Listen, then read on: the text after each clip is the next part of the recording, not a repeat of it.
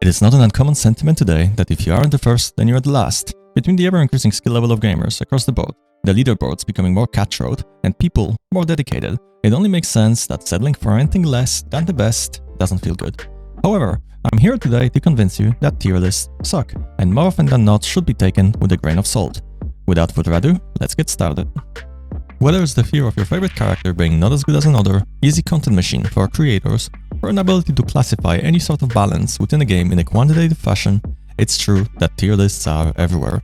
Any game that has any sort of competitive following will always have people asking this one single important question: what is the best? The short answer is whatever is meta and is working for the best players. Right? Well, not exactly. Take 5 players who all have reached high levels of competitive play, and chances are they won't be able to unanimously agree as to what is the best or worst, and when you're at the top, you don't really have anyone to look up to for advice as to what's best. Founder of Zynga, a video game developer, Mark Pincus, once said, "Data does not give you answers, but gives you better questions." Which leads me to my next point. What is a better question? To me, a better question is highly subjective. However, a lot of highly skilled players will usually have a variation of the following. What can I do to solve this problem? Now, this is a question I'm sure a lot of people don't have a single answer for, and with experience, time, changes to the game or the environment, the answer evolves. Whether you're a new player in League of Legends that thinks Master Yi is the most OP character in the game, a Valorant pro in Season 1 who thinks Jet Disbalance offers unfair advantage, or an avid ARPG PoE racer who believes Seismic Trap makes for a boring competition.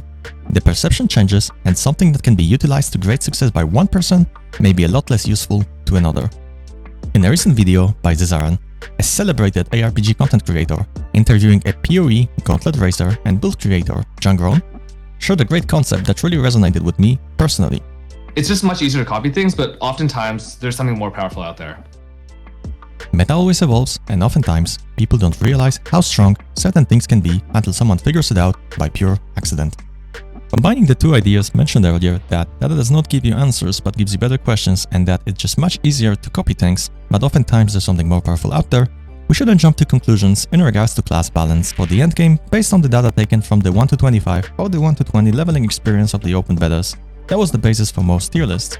Historically, even in Diablo 3, certain classes were substantially better at leveling in the early levels than others, with classes such as Witch Doctor, Necro, or Demon Hunter being notorious for being super efficient at massacre farming, and Barbarians or Crusaders struggling. Even if the Jirith solo push build balance was completely unrelated to their leveling speed, during those same open betas, it was already proven that Barbarians can perform substantially better with gear investment than was expected of them. Thanks to data mining, leaks, or the rumors, we now know of aspects and uniques that weren't accessible during the betas, and with the layered defenses that the bottom classes possess, I'd wager that Barbarians and Druids look very reliable moving forward, especially knowing that different glyphs can scale these defenses even higher, potentially making them the best classes for the hardcore community. As such, I think it's necessary to focus on what are your plans for the game, whether you're looking to race to World First 100 or a World First T100 Nightmare Dungeon, play hardcore or softcore, or maybe just take it slow and enjoy the beautiful visuals and audio of the world of Sanctuary. You are the one who creates your own pace. This is where tier lists, or as I'd rather put it, fundamental understanding of class design in Diablo 4 can actually be beneficial to you. If you're looking to race to world first, speed is your #1 priority. For that reason, playing Road might be the necessary choice, as that class is by far the most mobile in the game.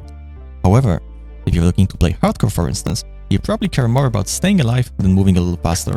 In that case, you might consider something like the Druid for its significantly better layered defensives accessible early on.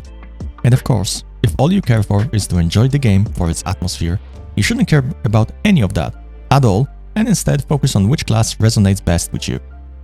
That being said, a meta is inevitable, and preferences will appear, but you shouldn't take my opinion, or anyone else's for the matter, as the status quo, and instead research and make your own opinions, and who knows, perhaps you'll be the next person to copy. With nothing else to add, Aranetius out.